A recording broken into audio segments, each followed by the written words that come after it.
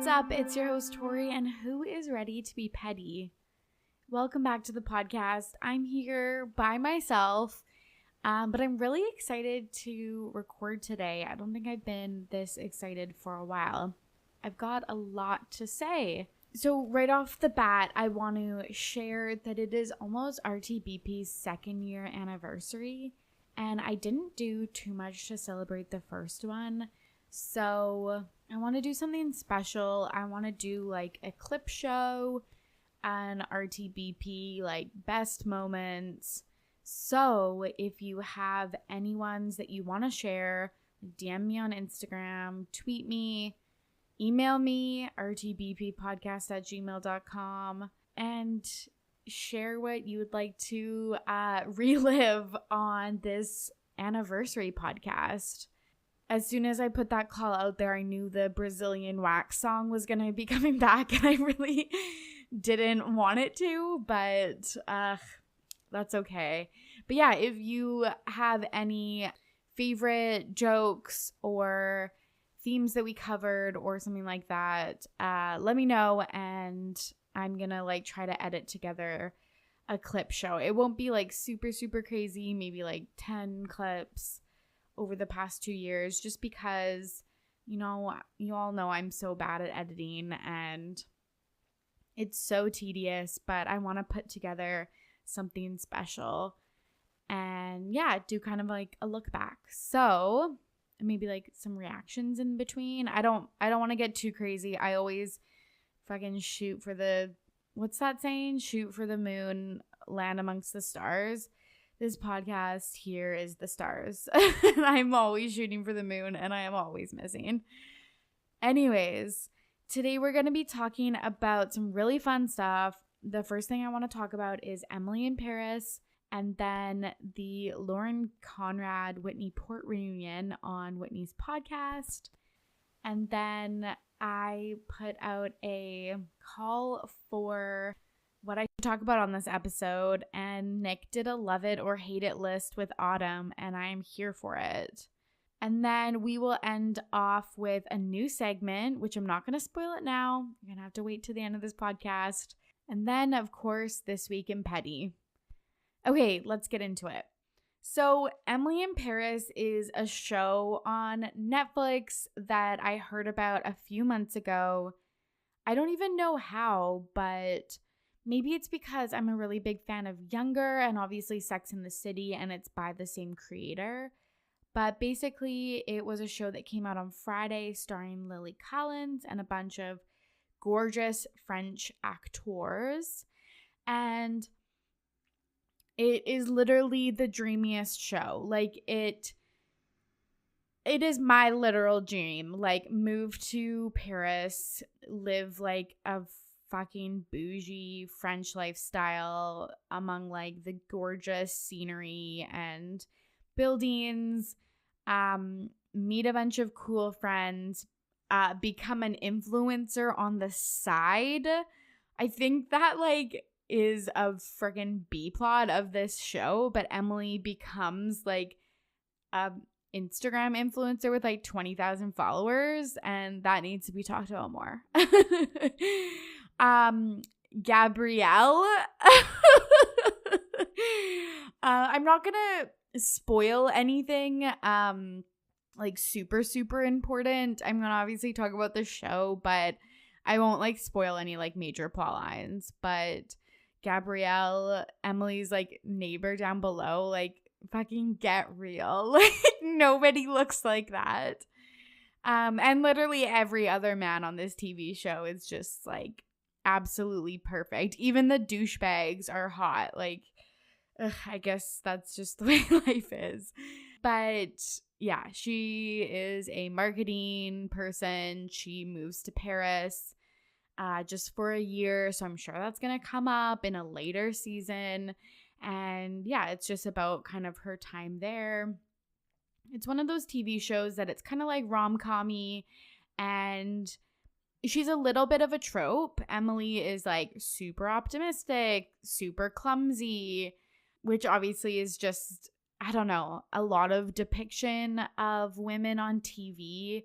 I find but it was just a really easy watch. Like, the views of Paris and the way that they filmed in amazing locations was honestly probably the best part. Sometimes I even think, like, okay, it came out on Friday.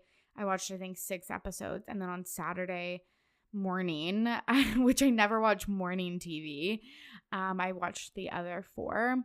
But I was like thinking, would I like it as much if it wasn't set in Paris? And the answer is probably no. Just because it is kind of like formulaic rom-com-y things. And it's kind of like Sex and the City, where I think Sex and the City had more substance than Emily in Paris does, but just like how New York was basically a central character in the TV show, and Paris like is as well. And they just film at all of the best places. Like, they don't actually film like at the Eiffel Tower, which would probably be too much, but they film like along the Seine and in front of Pont Neuf and Canal Saint-Martin, and it's perfect. Like, I think that her marketing agency is in Place de Concorde, where like Coco Chanel's apartment was. I don't quote me on that. I'm just doing that from my own knowledge of Paris, but it's dreamy. And especially during Quar not being able to travel internationally, this has absolutely like scratched that itch. Even though I'm not feeling like satisfied, like it makes me actually like die that I'm not there. And I was just trying to like relive every fucking moment I ever had in Paris. I just like, it almost made me feel worse than I already do, being stuck in Victoria. But it was amazing. Like, just the little things that they included that are just so like Parisian, like when Emily's ordering from a cafe and she gets a croissant and the lady wraps it up and like twirls it around just like they would, and there's like the change tray that you put your little coins in, and like it's just, I think, really realistic to the experience. I think that they rely on some like French stereotypes for sure, against like, you know, the American hillbilly, which I'm going to get to next. But it's just, so good. And it's really beautifully produced. That brings me to my next point, is that they try to play off that Lily Collins, I don't know if I mentioned this, but she's the main character, Emily, as a La Pluque, which is translated to hick in English. And it's like, get fucking real. It's Lily Collins. She is identical to Audrey Hepburn. She's in gorgeous, expensive clothing, and you're trying to like say that she's like classless. And I don't think she has that kind of like chic, mysterious attitude that French women like exude. But like the storyline about making her like a tacky ringard with like, also my French is like LOL, have not taken it since high school. My apologies. But yeah, just the storyline of making her out to be some fucking like loser American, like styleless trash is just, it's very unrealistic when she looks the way that she looks. And it kind of reminded me of Lea Michele in Glee, when they were trying to pass her off as like the biggest nerd. And it's like, she's fucking gorgeous. Like, she's stunning, and you're making her like, I don't know. I just don't believe you as the nerd right now. I think the last really good thing that I want to point out about the TV show is just the actors that they chose to play the supporting characters like Sylvie, Emily's boss, and Cammie, her friend. Like, they're just very chic. Like, they fit them so well. Like, Sylvie is like an older businesswoman, and she's wearing like the sexiest skirts and like low cut tops, but it doesn't look like it fits her. I don't know. They just picked a really good cast, and I really like the supporting cast's wardrobe, which brings me to the picky knits, which I've been watching a lot of the Ringer podcast, and on the rewatchables they do like a section where they nitpick the TV show, and that's basically this. Talked a lot of highlights, but there are definitely some lowlights. Like, we were just talking about clothes. Emily's clothes are insane. And I put this on my Instagram because I was like, maybe I'm just a tacky loser who doesn't know high fashion. But I don't think it does play well in the TV show either. She's just wearing all of these bright colors. And I think like some of them, like the pinks and the reds and stuff, are beautiful, but a lot of times she's wearing like green, and I just like don't love it for her. But it's the same stylist, I believe, is from Sex and the City, and it just makes sense. Patricia Fields, I think. Like, it's just very Carrie Bradshaw in that way, of just like wears 1,000 accessories, and like, yes, it works on Carrie and Emily because they're fucking stunning, but you would never really see these on other people. Anyways, it's probably because I'm a tacky loser and I just don't get it, but let me know what you thought about Emily's clothes. And Mindy's, I don't think were that great either. She wears a lot of like side ponytails, which I hope are not coming back in style, but like Cammie's clothes, Sylvie's clothes are c'est magnifique. The other thing is, I just think there needed to be a lot more French, and it was kind of disappointing to me. This is so sad because it's only Sunday, so this is day, I think this is 48 hours since it's been released, but I'm on a rewatch, to be honest. I'm on episode 6 again. And I skipped through like 90% of episode 1, but I think that it just needs more French, and I get that it's like a really commercial TV show. It's not like super niche, so they probably wanted it to be accessible for everyone. But I just hate when the French characters were alone with each other having a conversation, and they weren't speaking any French. Like, they weren't talking in English. Basically, if you haven't watched and you're just listening to this, Emily can't speak French, so everyone around her has to speak English. But when the cast is by themselves, like, they would naturally be speaking French, and it just kind of took me out of the realism of the show.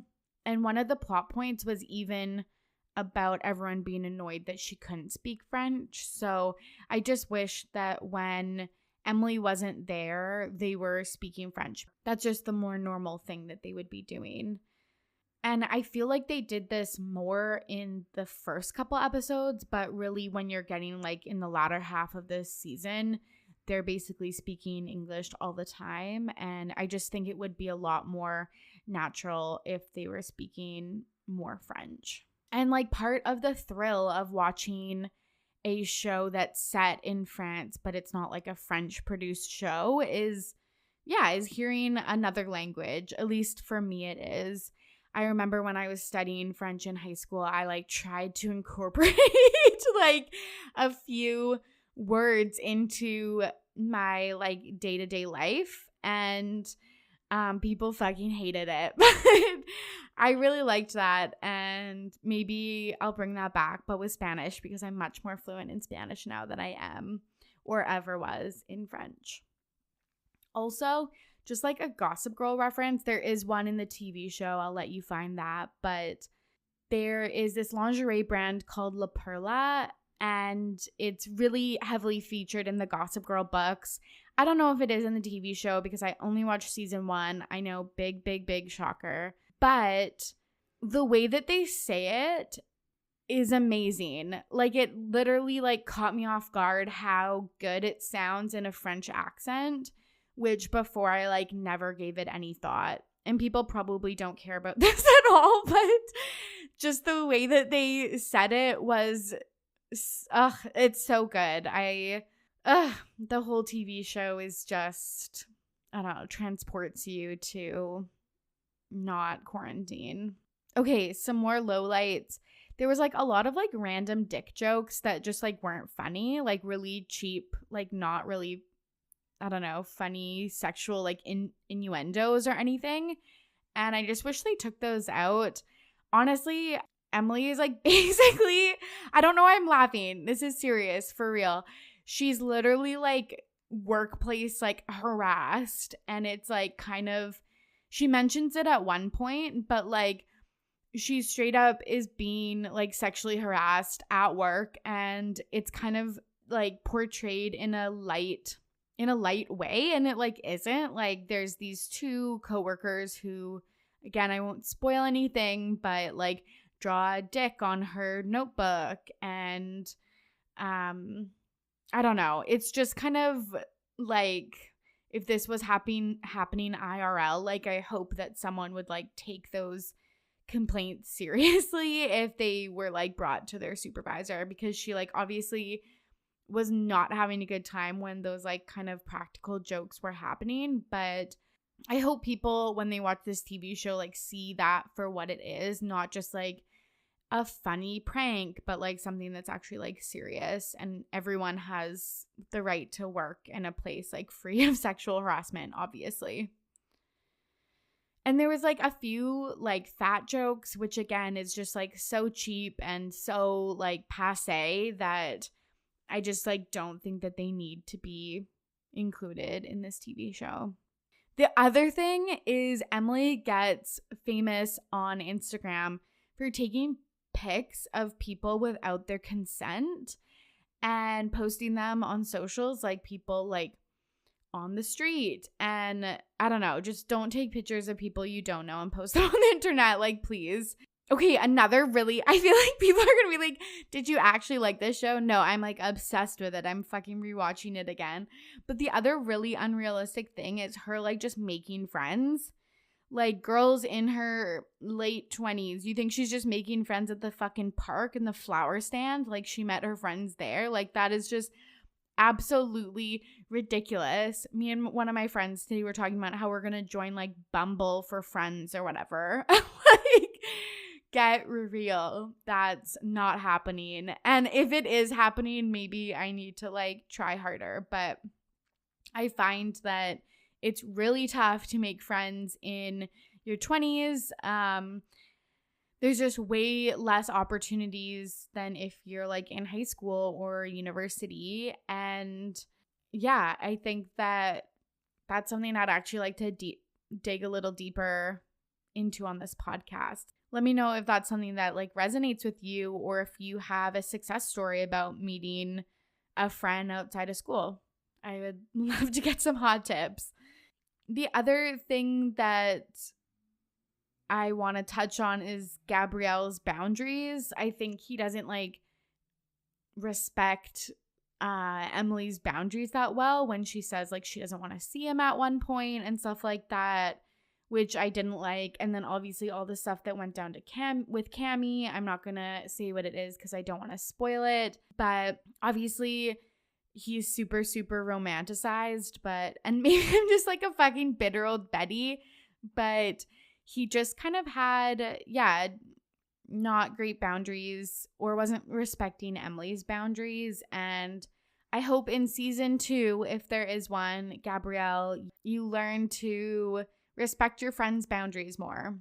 The last 2 things, I swear, and I still really hope you watch this show, but they smoke a lot in this TV show, which I think is very realistic to Paris. So I'm glad they kept that in. But yeah, it was just kind of shocking to me just because most North American produced TV and movies have taken out all of the smoking. So I was just surprised that this American produced TV show included that, but it is realistic to Paris. So I don't know. What do you think? Is that a good thing to keep, or do you think that that's still impressionable for people that they should like pick up smoking? Because that's why they like originally stopped like, including it in TV shows. And then last but not least, Sylvie, like you love to hate her, but she says she's not a feminist in the TV show. And girl, we can't stand for that. Not a good look. Again, I hope in season 2 you find your way to the side of feminism, please. Anyways, I feel like I'm in one of those kind of depressive episodes where you finish a TV series and you're like, fuck, how am I going to wait to the next one? And what can I watch next? I really am now in the mood for these like 30-minute rom-com-y TV shows of women in their 20s or 30s, and I want more. Do you have any suggestions? I was thinking of ones that are similar, and all of the ones I can think of are ones that I've already watched, like The Bold Type, Younger, obviously Sex and the City, even Young and Hungry, even though that was kind of a shitty one. But yeah, if you can think of any rom-com-y, teen, young adult, 20s, 30s TV show, I was like trying to Google it, and there's not really a good website for that. So if you need a new side hustle, maybe creating a website like that. I was really surprised that one didn't exist, or a good one didn't exist at least. Anyways, enough Emily in Paris, even though after I'm done recording this, I'm going to go watch more. I'm like literally laughing at myself because I'm so embarrassed. I fall into these rabbit holes so easily. Like this was me with Twilight. This was me with Outlander. Like what TV shows next? I feel like when I finish one like this, I have to like dive into all of their other like YouTube content and listen to the soundtrack, and it's going to be a long time until I get new episodes. So I'm feeling the pain already. If you binged Emily in Paris this weekend, let me know what you think of it. I would love to hear it. Anyways, I wanted to talk about the episode of With Wit, Whitney Port's podcast that she did with Lauren Conrad this week. There was a part 1 and a part 2. I was pretty disappointed, to be honest. I didn't feel like it was super, super juicy. And maybe that's what makes Laguna Beach and the Hills content from the people that we actually want to hear about, which would be Lauren and Kristen, so elusive, because they don't talk about it to the extent like Heidi and Spencer does, Brody does, now Whitney does, like all of those kind of secondary characters. But I want to hear more from Lauren, but she's just so surface level and so polished and just keeps it so superficial, which is obviously her right to do. She obviously kind of shared on the podcast that she was really impacted by the show and really just wanted to take a step back from it and from reality TV. But I want to know more so badly. I was really surprised by the interview at how not awkward, but like it really almost felt like two strangers. Like not two strangers necessarily, but like it was like, okay, these people for sure haven't talked in like several years, which was really surprising to me because Lauren said even though she wanted to step back from a lot of the cast because there was like drama or hurt or pain from shooting, she never had any storylines with Whitney that were dramatic. So I was quite surprised that Whitney wasn't one of the people that she stayed in touch with. Like, obviously I completely get Heidi, but yeah, I don't know. They never had drama. They were workplace colleagues, and I'm just super, super, super surprised that they didn't stay in touch.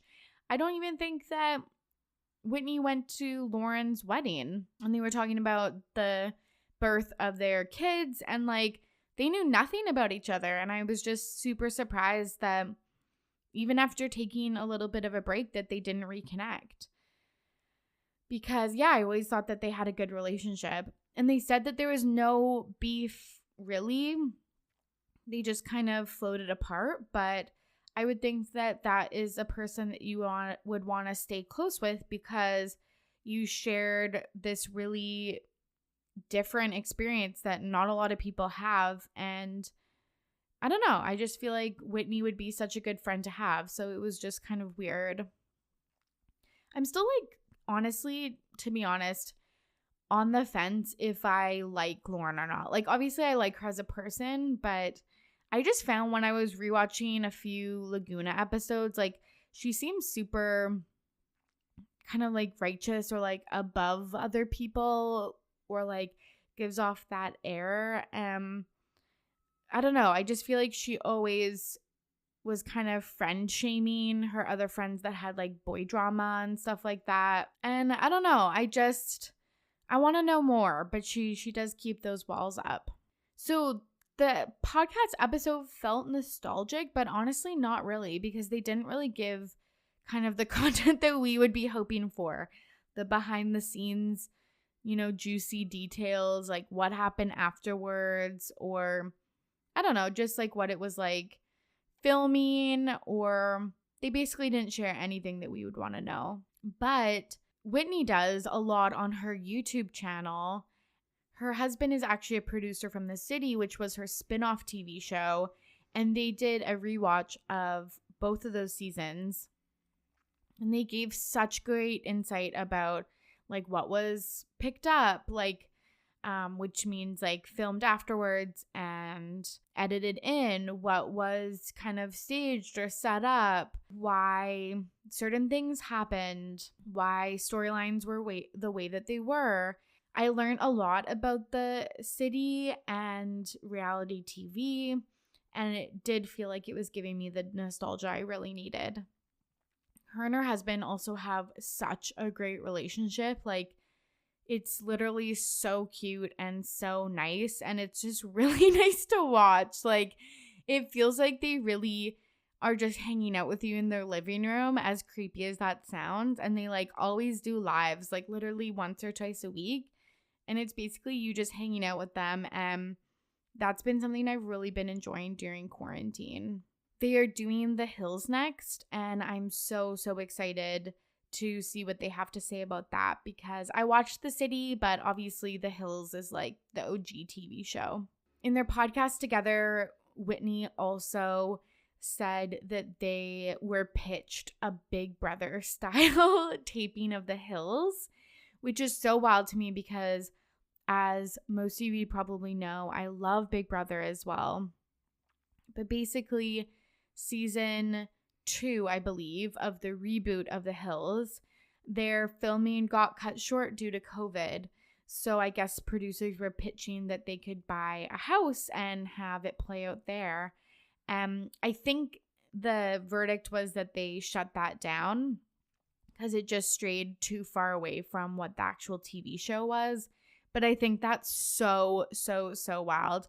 As much as I would want that to happen, I agree that it's just way too fake. Like, that the shows are set up, and then just to put them in one house, like Jersey Shore style, just seems so awful.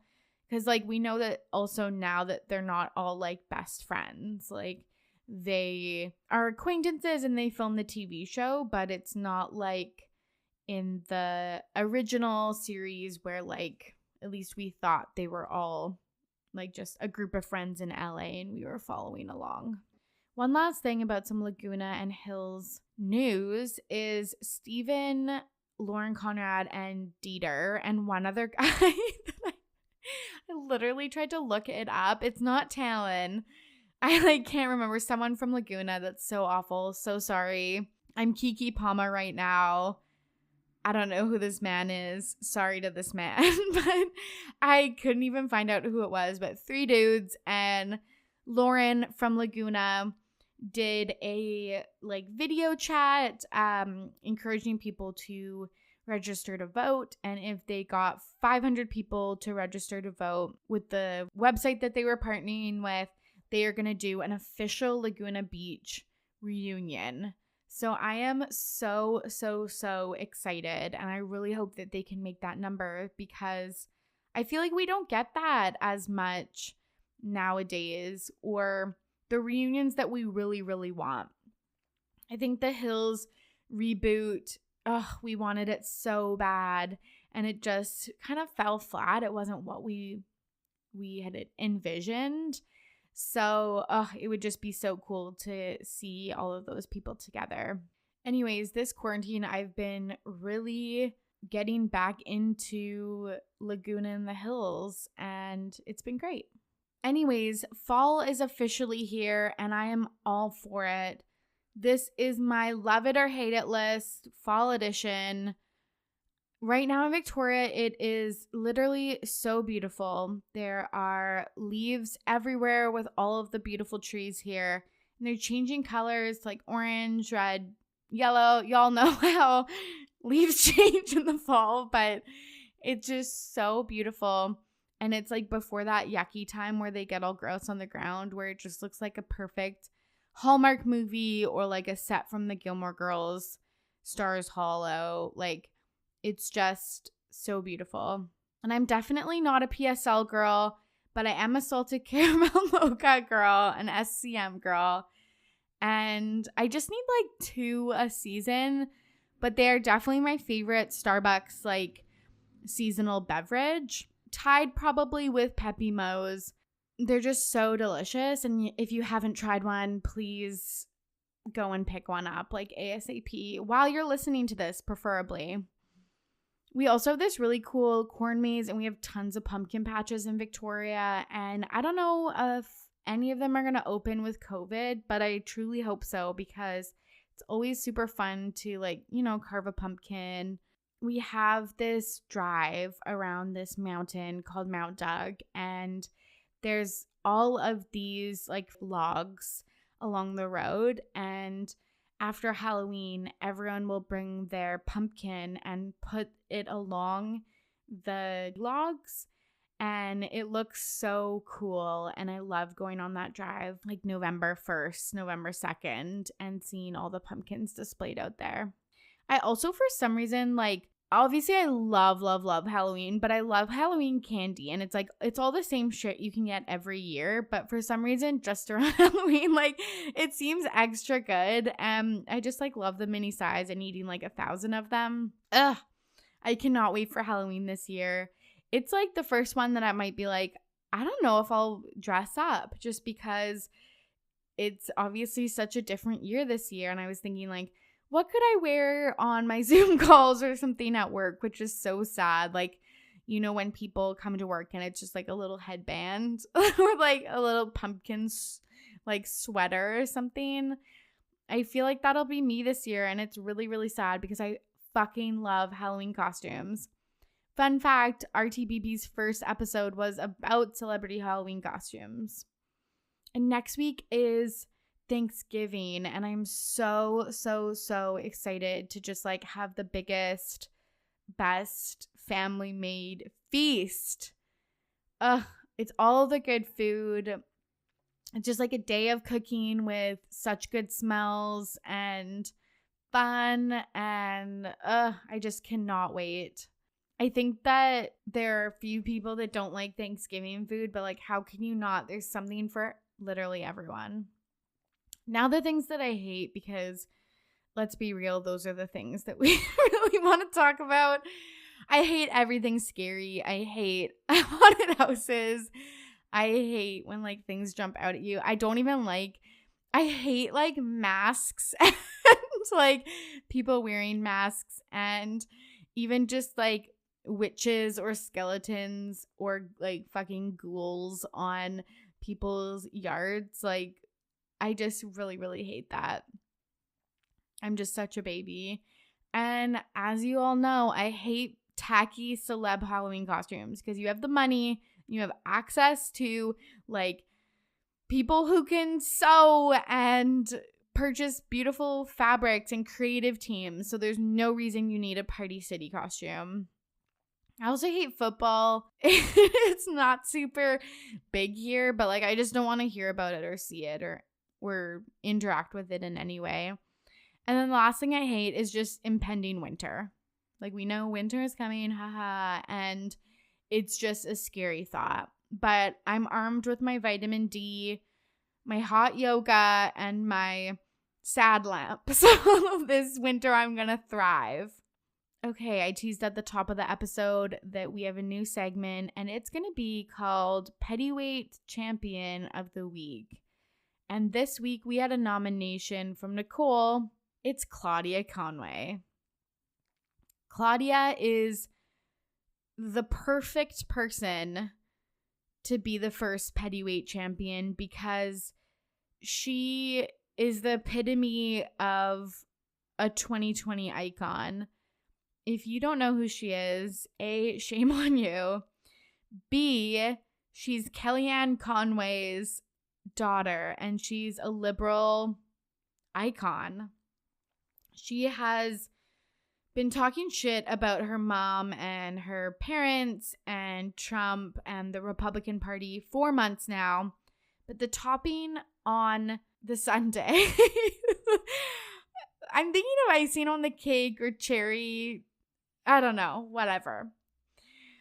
The icing on the cake was her revealing that her mom had COVID on TikTok. It's just chef's kiss, the most perfect 2020 thing to ever happen. I honestly think it's the best TikTok reveal since Mason announced that Tyga and Kylie were broken up or back together. I can't quite remember, but she released like a series where she's like, weird, my mom's been like coughing all around the house. And then like just a few other things about how Trump tested positive and Hope Hicks, blah, blah, blah. And then she said, my mom has COVID in one of her TikToks. It was absolutely wild. She's honestly doing the work. Like, I have to admit, I'm super impressed with her. She's 15. She's very eloquent. And I feel like a lot of people just follow in their parents' footsteps politically. And I love to see that she's formed her own thoughts, and they are great thoughts. She supports Black Lives Matter. She's all about equity. She's all about LGBTQ rights. Like, it's everything you hope for in our youth.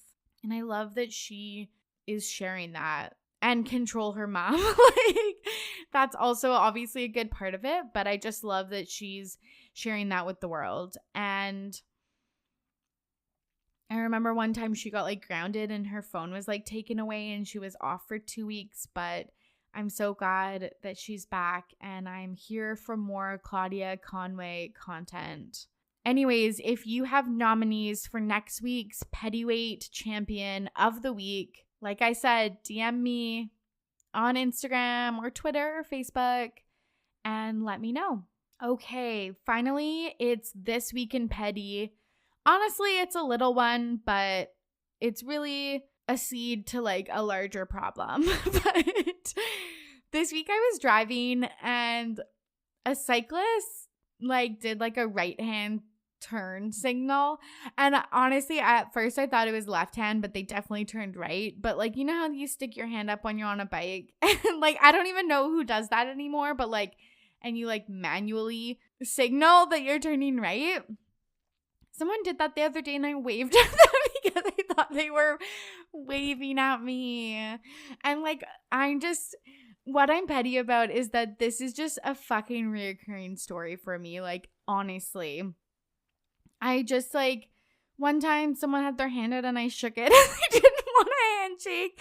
And like, remember that time that I took somebody's Starbucks? Like, it's just, enough is enough. I'm so embarrassing. Like, I'm embarrassing. Whatever that TikTok is. Maybe I'm Emily in Paris. Maybe I'm the trope of the clumsy yet optimistic girl. But I just feel like I constantly embarrass myself with those things. Ugh. And I'm just one of those people that like right before you go to bed, like right when you wake up in the morning, it's just like, let's just recall every embarrassing thing that you've ever done ever in your life and then think about it for a very, very, very long time.